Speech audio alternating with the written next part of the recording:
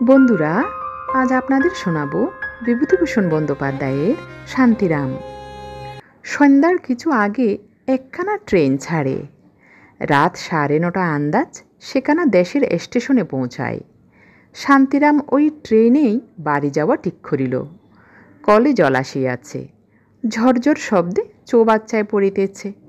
চৌবাচ্চাটা মাঝারি, ক্রমশ পুড়িয়া আসিল বলিয়া। ভাদ্র মাসের পচা গুমট, স্নান করিয়া লওয়া ভালো। কাপড় ভিজাইয়া দরকার নাই। গামছা পরিয়া শান্তিরাম অনেকক্ষণ ধরিয়া স্নান করিল। এখনও ঝাড়ুদার আসে নাই। এবেলা ওবেলার উচ্ছিষ্ট ভাত, শাকের চিবানো ডাটা, মাছের কাটা ঝাঁঝরি ড্রেনের মুখে পড়িয়া জলের স্রোত আটকাইয়া আছে। দেখিলে গা কেমন করে, কি নোংরা! কিন্তু এই নোংরা আস্তাকুরের মধ্যে আজ 7টি মাস বাস করিয়াও পয়সা হইল কই? সেসব সহ্য করিতে পারিত যদি হোটেলটা হইতে কিছু পয়সা আসিত। ভূপেনবাবু আপিস হইতে ফিরিয়া রান্নাঘরের পাশের ছোট্ট ঘরের চাবি খুলিল। ঘরটার সামনে চালের বস্তা, ডালের বস্তা, পটলের ধামা, শুকনা বিলাতি কুমড়া, আতনাগরি আখের গুড়, একটা ছোট্ট 2.5 টিনের অর্ধেক ভর্তি সরিষার তৈল। বাজে হোটেলের মতো যা তা তেল এখানে ব্যবহার হয় না। রামগোপাল মিলের মোহন মার্কা খাঁটি সরিষার তৈল। কিন্তু এতেও হোটেল চলিল না। ভূপেনবাবু কলতলায় হাত পা ধুইতে আসিল। কাঁধে গামছা, পায়ে খরম। চটির দাম বেশি। বেচারি 25টি টাকা মাহিনা পায়। ট্রাম কোম্পানির আপিসে কাজ করে। ঘরের ভাড়া দেয় 4.5 টাকা। পাইস হোটেলেটা। তবুও ভূপেনবাবুর সঙ্গে মাসিক বন্দোবস্ত আছে। ঘর ভাড়া বাদে 11 টাকা। ভূপেনবাবু বলিল, শান্তিরামবাবু, আপনি নাকি আজ চললেন? না গিয়ে কি করি বলুন? এতদিন তো বেয়েছেই দেখলাম, কিছুই যখন হলো না তখন থেকে লাভ কি? খাবই বা কি? কেন, আপনাকে এরা রাখবে না? আমার পোষাবে না। আমি ছিলাম হোটেলের মালিক, আর এখন ওদের তাবে আমাকে 7 টাকা মাইনে আর খোরাকিতে খাটতে হবে। আর ওই যে নিধিরামবাবু, ওহ, এমন মানুষ যদি দুটি! বললাম আর 25টি টাকা বেশি দাও গিয়ে। দেনার দায়ে নয়, হোটেল বিক্রিই হচ্ছে, তা বলে আমায় ফাঁকি দিয়ে তোমাদের ভালো হবে? হোক, ভগবান মাথার উপর আছেন, তিনি দেখবেন। কারে না হয় পড়েছি মশাই, চিরকাল এমন দিন থাকবে না, তাও বলে দিচ্ছি। বাড়িতেই এখন থাকবেন? দেখি কি হয়। পয়সা যা পেলাম হোটেল বিক্রি করে তা গেল পাওনাদারের পেছনে। মিথ্যে বলবো কেন ভূপেনবাবু? আপনি আমার ছোটো ভাইয়ের মতো। 7টি টাকা আর রেল ভাড়া, এই নিয়ে দেশে যাচ্ছি। তাতে আর কদিন চলবে সেখানে? হঠাৎ শান্তিরামের মনে পড়িয়া গেল, ধারে হোটেলের জন্য করা ও বালতি কিনিয়াছিল আমহার্স্ট স্ট্রিটের গিরীন্দ্রকুণ্ডুর দোকান হইতে। হোটেল বিক্রি হইয়া যাইতেছে শুনিয়া তাহারা আজ কয়দিন জোর তাগাদা চালাইতেছে। খাইতে দেয় না, ঘুমাইতে দেয় না। তাহাদের বিল সরকারকে আজ সন্ধ্যার সময় আসিতে বলা হইয়াছে। আসিলেই 4 টাকা কয়েক আনা তাহাদের দেনা শোধ করিতে হইবে। তবে বাড়ি যাইবে কি শুধু হাতে? পুঁজি তো 7টি টাকা, কাজের কথা নয়। তাহার আগেই বাহির হইয়া পড়িতে হইবে। শিয়ালদা স্টেশনে গিয়া গাড়ির জন্য বসিয়া থাকা ভালো। 1.5 ঘণ্টা হোটেলে অপেক্ষা করিবার দণ্ডস্বরূপ 4 টাকা কয়েক আনা দিতে সে রাজি নয়। নিজের ঘরটিতে ঢুকিয়া সে একখানা ময়লা কাপড় পাতিয়া 2-3খানা আধময়লা কাপড় ও জামা, কাঁসার গ্যালাসটা, পুরনো একজোড়া জুতা, একজোড়া খরম, পাটি একখানা, পুটুলি বাঁধিয়া লইল। না, এখানে কোনো জিনিস ফেলিয়া গিয়া লাভ নাই। বাড়িতে লইয়া গেলে গৃহস্থ সংসারে কত কাজে লাগিতে পারে। ছোট টিনের সুটকেসটার মধ্যে ধোপার বাড়ি হইতে সদ্য আসা দোকানে ধুতি এবং একটা ছিটের কাপড়ের পাঞ্জাবি পুরিয়া নিজের গায়ের শার্টটা পরিতেছে। রেলে যাইবার সময় ফর্সা জামা গায়ে দিয়া লাভ কি? বিশেষত নিজের বাড়িতেই যখন যাইতেছে সে, কুটুম্ব বাড়িতে নয়। এমন সময় বাহির হইতে কে ডাকিল, শান্তিরামবাবু আছেন? কে? সেদিনকার সেই 8 টিন সর্ষে তেলের দামটা পাও না? কাল আসতে বলেছিলেন, কাল দুবার এসে দেখা পেলাম না। কত বাকি? 1 টাকা 9.5 আনা। শান্তিরামের একবার ইচ্ছে হইল বলে, কাল এসো সকালবেলা। কিন্তু ভূপেনবাবু পাশের ঘরে রইয়াছে। ভূপেনবাবু জানে আজই হোটেল বিক্রি হইয়া গিয়াছে। সে শান্তিরাম আজই সন্ধ্যার গাড়িতে দেশে চলিয়া যাইতেছে, আর এখন ফিরিবে না। এই অবস্থায় পাওনাদারকে কি বলিয়া মিথ্যা কথা বলা যায়? অগত্যা দিতে হইল। 7 টাকার ভিতর হইতে বাহির হইয়া গেল 1 টাকা 9.5 আনা। এ বেড়া আগুনের জাল হইতে বাহির হইতে পারিলে এখন সে বাঁচে, আবার কোন দিক হইতে কে আসিয়া পড়িবে কে জানে। চললেন তাহলে? হ্যাঁ হ্যাঁ, আসি, নমস্কার, কিছু মনে করবেন না।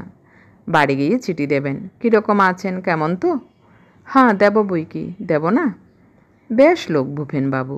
ডান হাতে টিনের বিবর্ণ সুটকেসটা, বাম বগলে পুটুলি ও ছাতা লইয়া শান্তিরাম হোটেল হইতে বাহির হইয়া হাঁটিতে হাঁটিতে শিয়ালদহের মোড়ে আসিয়া পৌঁছিল। নাশপাতি নাশপাতি, ছেলেদের জন্য কিছু কিনিয়া লওয়া যাক। 2 পয়সা জোড়া। ডাকাত না কিরে বাবা, 2 পয়সা জোড়া নাশপাতি কে কবে শুনিয়াছে? দিব্যি আপেলগুলি কত দর? 4 পয়সা জোড়া। কেন? পয়সা পয়সা না? ফলওয়ালা চটিয়া বলিল, বাবু কোন জামা নামে আপেল পয়সা পয়সা বিকা? অনেক দর দস্তুর করিয়া শান্তিরাম ছোট ছোট নাশপাতি 2 পয়সায় জোড়া দরে 6টি কিনিল। 4 পয়সায় 1 জোড়া আপেলও কিনিল। পরিমল নস্য লইবে কিছু, দেশে ভালো নস্য পাওয়া যায় না।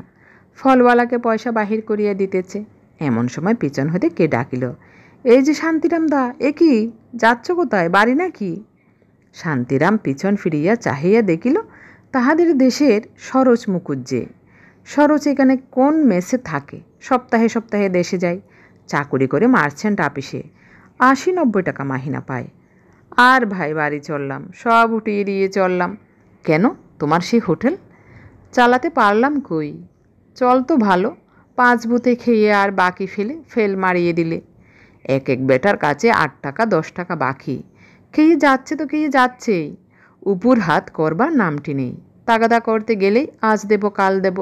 এদিকে আমার পাওনাদারের বাড়িওয়ালা কয়লাওয়ালা মুদি আমায় ছিঁড়ে খাচ্ছে। জোচ্চোরের জায়গা কলকাতা, এখানে কি ভদ্রলোক আছে? কিন্তু শান্তিরামদা, দেশে কতদিন যাওনি বলো তো? দেশের অবস্থা জানো? বাড়ি তো যাচ্ছ, বন্যায় সব ডুবে গিয়েছে। রসময়পুর থেকে নৌকায় চড়বে আর একেবারে তোমাদের গায়ের বটতলায় গিয়ে উঠবে, কলুবাড়ির কাছে। চাল নেই, ধান নেই, সব ডুবেছে। জিনিসপত্রের দাম চড়া, লোকজনের ভয়ানক কষ্ট, কত বাড়িঘর পড়ে গিয়েছে। আর এই দুর্দিনে তুমি যাচ্ছ দেশে? এখন যেও না আমি বলি। না গিয়ে কি করি? এখানে থেকে পয়সা উপায়ের চেষ্টা করো, এখানে নানা পথ আছে। দেশে কিছু নেই, এক ভিক্ষে ছাড়া, তাই বা দেবে কে? এখানে থেকে বাড়িতে পয়সা পাঠাও, তাদের উপকার হবে। শুধু হাতে বাড়ি গিয়ে কি করবে? আচ্ছা আসি শান্তিরামদা, আসি। বন্যার খবর শান্তিরাম কিছু জানে না। বাড়ির চিঠি পায় নাই আজ 15-20 দিন।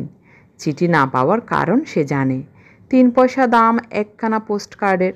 পাড়াগাঁয়ের লোক নিতান্ত দরকারি খবর দিবার না থাকলে চিঠি বড় একটা দেয় না, বিশেষত তাহার সংসারের যা অবস্থা। 3টি পয়সা 3টি মোহর।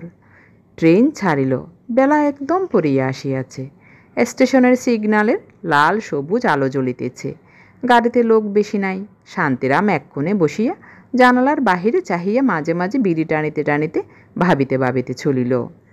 সরোজ যাহা বলিল তাহাতে বাড়ি যাইবার উৎসাহ তাহার কমিয়া গিয়াছে। সত্য বটে, সে 9-10 মাস বাড়ি যায় নাই। সে অগ্রহায়ণ মাসে বাড়ি হইতে বাহির হইয়াছিল।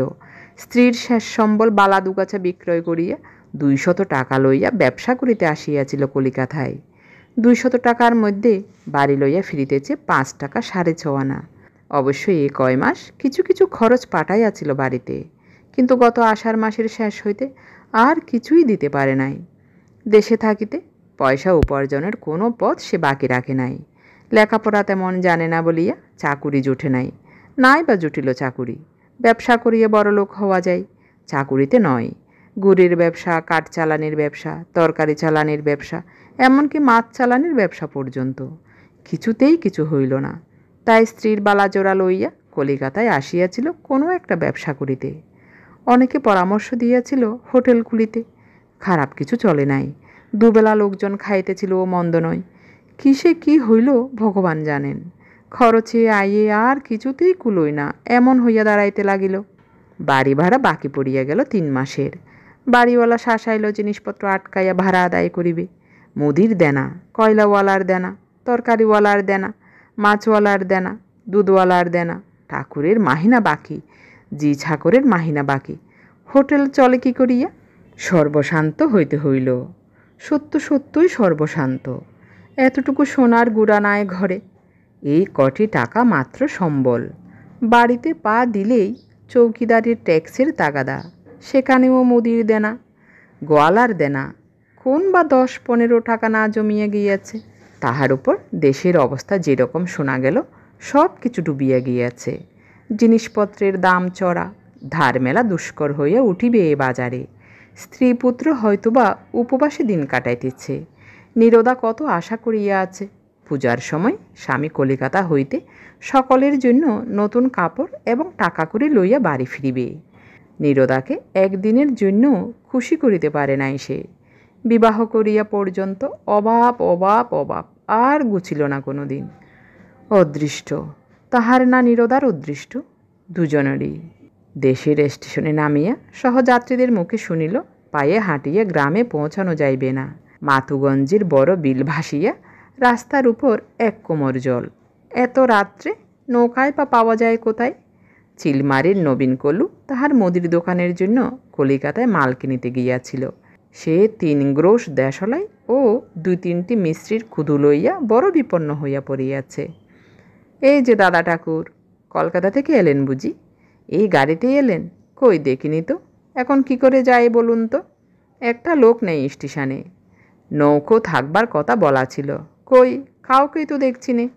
আপনিও তো যাবেন? ওদিকে সব জলে মগ্ন। একজন কুলি তাহাদের জিনিসপত্র ঝাঁকায় করিয়া লইয়া যাইতে রাজি হইল। কুলিটার মুখে শোনা গেল, স্টেশন ছাড়াইয়া যে বড় মাঠ, কিছুদূর গেলে সেই মাঠের ধারে জেলেদের নৌকা ভাড়ার জন্য মজুত আছে। মাঠ জলে ভাসিয়া সমুদ্রের মতো দেখাইতেছে। শুধু বাবলা গাছ ও অন্যান্য গাছপালার খানিকটা করিয়া জাগিয়া আছে মাত্র। শান্তিরাম অবাক হইয়া চারিদিকে চাহিয়া দেখিতে লাগিল। বলিল, হ্যাঁ নবীন, এরকম বন্যে তো আমাদের জ্ঞানে কখনো দেখিনি। এ কি হয়েছে? এ যে চেনা যায় না কিছু। গাঁয়ের মধ্যে জল ঢুকেছে নাকি? বাড়ি পৌঁছিতে রাত 11টা বাজিয়া গেল। সবাই ঘুমাইয়া পড়িয়াছে। শান্তিরাম ছোট ছেলের নাম ধরিয়া ডাকাডাকি করিতে নীরদা উঠিয়া তাড়াতাড়ি ঘরের দৌড় খুলিয়া বাহিরের রোয়াকে আসিল। রং ফর্সা, রোগা চেহারা। শান্তিরামের অপেক্ষা 7 বছরের ছোট, সুতরাং বয়স 32-33 হইয়াছে। মাথার চুল সামনের দিকে অনেক উঠিয়া গিয়াছে। মুখের লালিত্য অনেক দিন নষ্ট হইয়াছে। পরনে লালপার ময়লা শাড়ি, চুল বাঁধা বা পরন পরিচ্ছদের মধ্যে এতটুকু পরিপাট্য নাই। অতিরিক্ত পান দোক্তা খাইয়া দাঁতগুলি কালো। এত রাত্রিরে কোন গাড়িতে এলে? দাও, ওগুলো আমার হাতে দাও। বাবা, একখানা চিঠি না পত্তর না, ভেবে মরছি। সতুর আজ আবার 3 দিন জ্বর আর পেটের অসুখ। বুলুর একটা ফোড়া হয়ে কষ্ট পাচ্ছে। ভাবছি আজকালের মধ্যে একখানা পত্তর দেব। তার উপরে চারিদিকে জল, হাট বাজার করে এনে দেবার লোক পাচ্ছি নে। এই জল পেরিয়ে কে আমার জন্য চিলেমারি থেকে জিনিস কিনে এনে দেবে? এলে বাঁচলাম। কি আতান্তরে যে পড়েছি। তার উপর এদিকে হাতে। ও ব্লু, কি বলছে শোন। এই যে যাই, চেঁচিও না। কে এসেছে দেখ। তোমার শরীর ভালো আছে? ওই এতে আপেল আর নাশপাতি আছে। সতুকে বুলুকে দাও, খুকিকে দাও এই নেবেন চুষ, কলার আর কমলা লেবুর। খুকি ভালো আছে তো? চলো ঘরে। দাঁড়াও একটু, আলোটা জ্বালি। ঘরে অন্ধকার, সামনেই সব শুয়ে আছে, মারিয়ে চটকে দেবে। খানিক পরে শান্তিরাম সুস্থ হইয়া বসিয়া তামাক খাইতেছে। ছেলেমেয়েরা তাহাকে ঘিরিয়া বসিয়া কেহ আপেলের টুকরা, কেহ লেবেন চুষ খাইতেছে। নীরদা স্বামীর জন্য ভাত চড়াইতে গিয়াছে রান্নাঘরে। নীরদা নিশ্চয়ই ভাবিয়াছে সে না জানে কত টাকা লইয়াই ঘরে আসিয়াছে। নীরদাকে কিছু বলা হইবে না এখন, না বলাই ভালো। মিথ্যা আশায় রাখিয়া লাভ কি? নীরদার মুখে আনন্দ উৎসাহ যেন ধরিতেছে না। কষ্ট হয় বলিতে। নীরদা, যা ভাবছ তা নয়। আমার হোটেল বিক্রি করে দিয়ে চলে এলুম। সর্বশান্ত হতে হয়েছে। তোমার সে বালা গিয়েছে, তার টাকা গিয়েছে। 5 টাকা 6.5 আনা মাত্র হাতে অবশিষ্ট আছে। এ কথা বলিতে কষ্ট হয়। নীরদাকে কোন সুখটা দিয়াছে জীবনে সে। নীরদা ভাত চড়াইয়া দিয়া আবার ঘরের মধ্যে আসিল। বলিল, পুজোর আগে আবার যাবে বুঝি? তা এই যাবে আবার আসবে, মিচিমিচি পয়সা খরচ। একেবারে আর 2 দিন দেরি করে পুজো পর্যন্ত থেকে যাও। ওদের কাপড় চোপড় এনেছো নাকি? শান্তিরাম একবার ভাবিল, বলে, নীরদা, কিছু নেই, সব গিয়েছে। তোমার বালা জোড়াটাও সব উঠিয়ে দিয়ে এলাম, হাত একেবারেই খালি। পুজোর কাপড় চোপড় তো দূরের কথা, তোমাদের খেতে দেবো যে কোত্থুকে তাই ভেবে। তবুও আজ 8 মাস পরে বাড়ি আসিয়া তাহার কি ভালোই লাগিতেছিল। কলিকাতায় হোটেল খুলিয়া থাকা সে এক অন্য ধরনের জীবন। এ কয় মাসে সে তাহা ভালো করিয়াই বুঝিয়াছে। কখনো যে ঘর ছাড়া হয় নাই, তাহার পক্ষে একা ওভাবে নির্বান্ধব স্থানে থাকা কি ভালো লাগে? এই তাহার নিজের বাড়ি, সকলে এখানে আপন। এখানে নীরদা আছে, সেতু, বুলু, খুকি, পিসিমা, পাশের বাড়িতে দুর্গাদাস কামার, নিতাই কামার, এরা সব তাহার আপন। নিতাই তাহার ছেলেবেলার বন্ধু, লেখাপড়া শেখে নাই, পৈতৃক বৃত্তি দা বাঁধানো, লাঙলের ফাল পোড়ানো অবলম্বন করিয়াছে। তাহাকে সে যে কতদিন দেখে নাই। নিতাই কামারের দোকানঘরের জামরুল তলার ছায়ায় বসিয়া তামাক খাইতে খাইতে নিতাই এবং কামার দোকানের সমাগত লোকজনের সঙ্গে বেগুন কুমড়ার গল্প করিতে কি সুখ! তার তুলনায় হোটেল। কাল নিতাইয়ের সঙ্গে সকালেই দেখা করিতে হইবে। শান্তিরাম খাইতে বসিল। হাগা, পুজো পর্যন্ত থাকবে তো? হ্যাঁ। তা কাপড় জামা ওদের কলকাতা থেকে আনলে না কেন? এখানে দর বেশি। দর? হ্যাঁ, তা বেশি। হোটেল দেখাশোনা করবে কে এখন? শান্তিরাম কিছুক্ষণ চুপ করিয়া তাকিয়া বলিল, হোটেল নেই। নীরদা বিস্ময়ের সুরে বলিল, নেই? তবে অন্য কি? কেন? এই সেদিনও তো চিঠি লিখলে হোটেলের কাজ চলছে ভালো। শান্তিরাম বলিল, চলছিল তো ভালোই, তারপর কৃষি থেকে কি হলো? কেবল দেনা বাড়তে লাগলো, বিক্রি হয়ে গেল দেনার দায়ে। সে বালা জোড়াটা আছে তো, এনেছো সঙ্গে?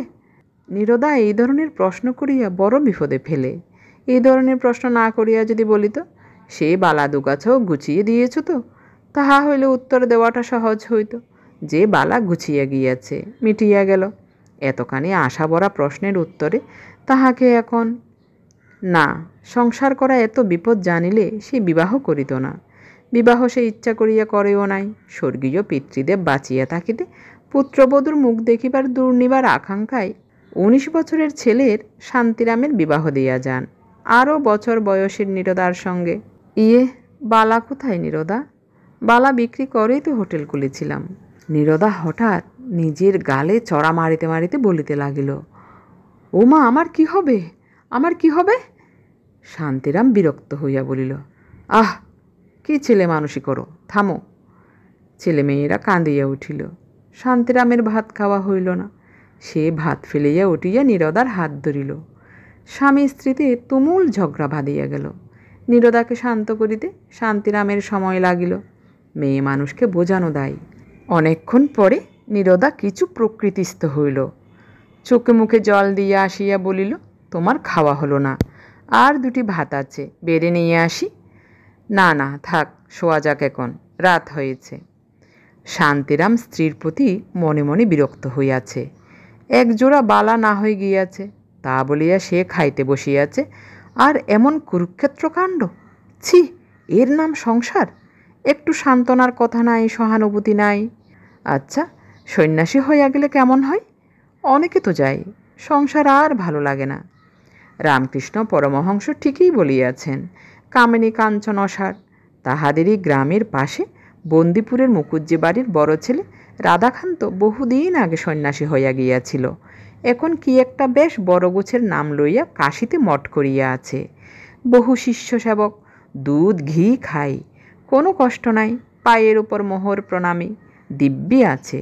আর সংসার করিলে তাহারও দশা এই রকমই হইত। ছেলেপিলে লইয়া জড়াইয়া মরিতে হইত এতদিন। কামিনী কাঞ্চন সত্যই অসার। নীরদাও স্বামীর উপর বিশেষ সন্তুষ্ট হইয়া উঠিল না। শুইয়া শুইয়া ভাবিতে লাগিল, বালা জোড়াটা একমাত্র সম্বল ছিল। এই তো সংসারের ছিরি, তাহার বাবার দেওয়া বালা। শ্বশুরবাড়ি? তাহা হইলে ভাবনা থাকিত না। এক কুচো একানকার সোনা কোনো দিন অঙ্গে ওঠে নাই। কি বিবাহই দিয়েছিলেন বাবা, অকর্মণ্য। আসল কথা এই যে অকর্মণ্য স্বামী। কত পুরুষ মানুষ কত কাজ করিয়া পয়সা রোজগার করিতেছে, গরিব অবস্থা হইতে বড়লোক হইতেছে, আর তাহার স্বামী যাহা ঘরে আছে বা ছিল তাহাও গুছাইয়া নিশ্চিন্ত হইয়া বাড়ি ফিরিয়া আসিল। বড়লোক হইতে সে চায় না, কিন্তু এই দুর্বৎসরের বাজারে ছেলেপিলের মুখে অন্ন দিতে হইবে তো। এমন লোকের বিবাহ করা উচিত হয় নাই। বিবাহের শখ আছে, স্ত্রী পুত্র পুষিবার ক্ষমতা নাই। শেষ রাত্রে ভয়ানক বৃষ্টি আসিল। ফুটা ছাদ দিয়া নানা স্থানে জল পড়িতে লাগিল। নীরদা ছেলে মেয়েদের লইয়া সরিয়া বিছানা পাতিল। স্বামীর মশারি ভিজিতেছিল দেখিয়া তাহাকে উঠাইল। শান্তিরাম কাঁচা ঘুম ভাঙিয়া যাওয়াতে উঠিয়া বিছানার উপর বসিয়া বলিল, আহ কি মশারি বিচ্ছে, ওঠো একটু, বৃষ্টি এসেছে বড্ড। নীরদা মশারি খুলিয়া কোণের দিকে লইয়া গিয়া আবার খাটাইতে লাগিল। শান্তিরাম বিরক্ত মুখে বিছানায় বসিয়াছিল। কেরোসিনের টেমির মৃদু আলোয় নীরদার দিকে চাহিয়া দেখিল। নীরদা দেখিতে যেন বুড়ি হইয়া গিয়াছে এরই মধ্যে। বিবাহের পর প্রথম কয়েক বছর কি সুন্দর ছিল দেখিতে। সে রং সে চেহারা কয়েক বছরের মধ্যেই যেন ভোজবাজির মতো উড়িয়া গেল। ঠিক তেমন ভালোবাসায় কি এখন আছে? সে আকুলি বিকুলি ভাব, না দেখিলে বাঁচি না ইত্যাদি বহুদিন চলিয়া গিয়াছে। নীরদা মশারি খাটাইতেছে। সামনের কপালকানা মাঠের মতো চওড়া হইয়া গিয়াছে চুল ওঠার দরুন। ময়লা শাড়িকানাতে চেহারা আরও খারাপ দেখাইতেছে, যেন ভদ্রলোকের ঘরের মেয়েই নয়। ফর্সা একখানা কাপড় পরিলে কি হইত? শান্তিরামের মনে স্ত্রীর প্রতি হঠাৎ কেমন অনুকম্পা জাগিল। বেচারি নীরদা, তাহারই দোষে নীরদা এমন হইয়া গিয়াছে। মেয়ে মানুষ অসহায়, যেমন রাখিবে তেমনি থাকিবে। পরাও না শান্তিপুর ফরাসডাঙ্গার জরিপার শাড়ি, চড়াও না মোটর গাড়িতে। এমন চড়িবে যখন, সাজসজ্জাও করিবে তখন, উহার দোষ কি? না, কাল উঠিয়া কোনো একটা চেষ্টা চরিত্র দেখিতে হইবে। হাত পা হারাইলে চলিবে না। নীরদা বলিল, পান দেব, পান খাবে? না, এক গ্লাস জল বরং দাও। তামাকের পাত্রটা কোথায় রেখেছ? টিকিগুলোতে জল না পড়ে। তামাক খাবে নাকি? সাজবো? থাক, তুমি জল দাও, তামাক আমি সাজছি। তামাক টানিতে টানিতে শান্তিরাম বলিল, এখানে আর দেনা কত হয়েছে? তা 15-16 টাকা ক্যাস্টর দোকানে বাকি পড়েছে। রোজ তাগাদা করে বলেছিলাম পুজোর সময় বাড়ি এলে একেবারে নিও। 15-16 টাকা? এত ধার জমলো কি করে? নীরদা একটু ঝাঁজের সহিত বলিল, জমবে আর কি করে? 4 মাস যে বাড়িতে উপুর হাত করনি সে কথা মনে আছে? চালাচ্ছি কি করে তবে? তবুও আমার কথায় চাল ধার দেয়, নইলে পাড়ায় ধার দেওয়া দোকান থেকে বন্ধ করে দিয়েছে। এই কথাটিতে শান্তিরামের দুর্ভাবনা আবার বাড়িয়া গেল। একটা টাকা যাহার কাছে একটা মোহর, বর্তমানে তাহার মুদির দোকানে 15-16 টাকা বাকি। না শোধ করিলে অবশ্যই চলে এবং চলিতও, কিন্তু বর্তমানে অসহায় অবস্থায় দোকান হইতে ধারে জিনিসপত্র না লইলে চলিবে না, এবং লইতে গেলেই পূর্বের দেনার কিছু অংশ শোধ করিতেই হইবে। নীরদা বলিল, শুয়ে পড়ো এখন, ভেবে আর কি হবে, যা হবার হবে। নীরদার এ কথাটা আবার শান্তিরামের বেশ লাগিল। নীরদার মনে ভালোবাসা আছে, দুঃখ হোক কষ্ট হোক, নীরদার মুখখানা দেখিলে তবুও যেন অনেকটা শান্তি। নীরদা বলিল, ওগো শোনো, তোমাদের গায়ে পশুপতি মুখুজ্জি কে ছিল? পুকুরদারের ওই যে বড় দোতলা বাড়িটা, ও তো আমার বিয়ে পর্যন্ত পরেই আছে ওইভাবে। ওই বাড়ির লোক এসেছে। আজ পুকুরের ঘাটে গিয়ে দেখি গাড়ি করে নামলো একজন ছোকরা, এক 16-17 বছরের মেয়ে, এক বুড়ি, বোধহয় ওদের মা। মেয়েটা আইবুড়ো, বেশ দেখতে। ওরা পশ্চিমে থাকতো না? শান্তিরাম বলিল, পশুপতি দাদার বাড়িতে? তা হবে, পশুপতি দাদা তো মারা গিয়েছেন 7-8 বছর আগে। তার ছেলে শুনেছি ইঞ্জিনিয়ার। এতকাল পরে দেশের কথা মনে পড়েছে বোধ হয়। লখনৌ না কানপুর কোথায় থাকে। কোনো জন্মে তো আসতে দেখিনি। বাড়িটা তো ভাঙাচোরা, থাকবে কি করে ও বাড়িতে? পরদিন সকালে শান্তিরাম বাহিরের ঘরে বসিয়া আছে। এমন সময় 25-26 বছরের একটি সুদর্শন যুবক আসিয়া তাহাকে প্রণাম করিয়া বলিল, কাকা চিনতে পারেন? শান্তিরাম বুঝিল এটি পশুপতি মুখুজ্জের ছেলে, যাহার কথা রাত্রে হইয়াছিল। বলিল, এসো বাবা এসো, তোমার খুড়িমা বলছিলেন তোমরা কাল এসেছ। তোমার বাবার সঙ্গে আমার যথেষ্টই। আহা, পুণ্যাত্মা লোক, তোমাদের রেখে স্বর্গে চলে গিয়েছেন। বসো বাবা বসো। বৌদিও এসেছেন নাকি? না, মায়ের শরীর ভালো না। সঙ্গে এসেছেন আমার এক সম্পর্কে মাসিমা। আমি কখনো গাঁয়ে আসিনি, কাউকে চিনিনি, সকলের সঙ্গে আলাপ করে বেড়াচ্ছি। দেখুন এই বাপ ঠাকুরদার দেশ, অথচ কাউকে চিনিনি। বাড়িটা নষ্ট হয়ে গিয়েছে একেবারে। কাল সারা রাত্রির বিছানায় জল পড়েছে। সঙ্গে আমার বোন আছে, ওকেও নিয়ে এলাম। এবার ম্যাট্রিক দেবে, কলকাতায় মামার বাড়ি থেকে পড়ে। বেশ বেশ, খুব ভালো বাবা, যাবে আসবে বই কি। তোমরা গাঁয়ের রত্ন, না এলে গেলে কি হয়? দেখছো তো গাঁয়ের অবস্থা, এমন সোনার চাঁদ ছেলে সব থাকতে আমরা কি কষ্ট পাচ্ছি দেখো গাঁয়ে থেকে। তোমার নামটা কি বাবা? যুবক বলিল, আজ্ঞে আমার নাম সুশান্ত, আমার বোনের নাম চিন্ময়ী, চিনু বলে ডাকে। আপনার কাছে যে জন্যে এলুম তা বলি। বাবা আমাদের হাতে কিছু টাকা দিয়ে গিয়েছিলেন ঠাকুরদাদার নামে গাঁয়ে একটা পুকুর কেটে প্রতিষ্ঠা করবার জন্যে। আজ 7 বছর বাবা মারা গিয়েছেন, কিন্তু নানা কারণে আমার গাঁয়ে আসা ঘটেনি। তাই এবার ভাবলুম যাবই, কাজটা সেরে আসি। আমাদের বাড়ির সামনের যে পুকুরটা রয়েছে ও তো একেবারে মজা, ভাবছি ওটাকে কাটাবো, পাড়ার লোকের জল খাওয়ার সুবিধে হয় তাহলে। তা ও পুকুরে আপনার অংশ আছে শুনলাম। আমি অন্য সব অংশীদারের কাছে গিয়েছিলাম, তারা সবাই রাজি হয়েছেন। এখন আপনি যদি। আমি অবশ্যই ন্যায্য দাম যা হয় দেব। শান্তিরাম বলিল, এই আর কি কথা বাবা, খুব ভালো। তোমার খুড়িমার সঙ্গে একবার পরামর্শ করে ওবেলা কি কাল যা হয় বলবো। যুবক চলিয়া গেল। শান্তিরাম স্ত্রীকে ডাকিয়া বলিল, শোনো শোনো, একেবারে অকুল ভাবছিলাম, একটা কুল দেখা দিয়েছে। তারপর পুকুরের ব্যাপারটা বর্ণনা করিয়া বলিল, মজা এদো পুকুর পড়ে আছে শেওলা হয়ে, কখনো কিছু তো হয় না। যা পাও ভগবান জুটিয়ে দিয়েছেন, ভালোই ভালোই চুকে গেলে 5 পয়সার হরিলুট দিও। দুপুরের পর পশুপত মুখুজ্জের মেয়েটি শান্তিরামের বাড়ি বেড়াইতে আসিল। নীরদাকে প্রণাম করিয়া বলিল, কাকিমা আপনার সঙ্গে আলাপ করতে এলাম। নীরদা কাঁথা সেলাই করিতেছিল, তাড়াতাড়ি উঠিয়া মেয়েটির চিবুক ছুঁইয়া আদর করিয়া বলিল, এসো মা এসো, গরিব কাকার বাড়ি, তোমায় মা কোথায় বসাই? এই আসনখানাতে বসো মা। দুজনে ভাবসাব খুব শীঘ্রই হইয়া গেল। মেয়েটি বেশ সুন্দরী, সারা দেহে একটা গতির হিল্লোল, চিপচিপে গরণ, মাথায় একরাশ চুল, একটু নামাইয়া এলানো খোপা বাঁধা, সাদাসিধা ধরনের শাড়ি ব্লাউজ পরনে, হাসি ছাড়া যেন কথা কহিতে পারে না মেয়েটি। নীরদা বলিল, তোমার দাদা এসেছিল ওবেলা তোমার কাকার সঙ্গে দেখা করতে, শুনলুম বড় ভালো ছেলেটি। তুমি স্কুলে পড়ো শুনলাম, কি পড়ো? ক্লাস 10-এ পড়ি, এবার মেট্রিক দেব। তোমার মা এলেন না কেন? কখনো দেখিনি তাকে। তার শরীর ভালো না, বিছানা থেকে উঠলে মাথা ঘুরে, কোথাও বেরোতে পারেন না। আহা, তার দেখাশুনো কে করে? তোমার দাদার বিয়ে হয়েছে? না, দাদা বিয়ে করবে না, এখন দেশ সেবা করবে।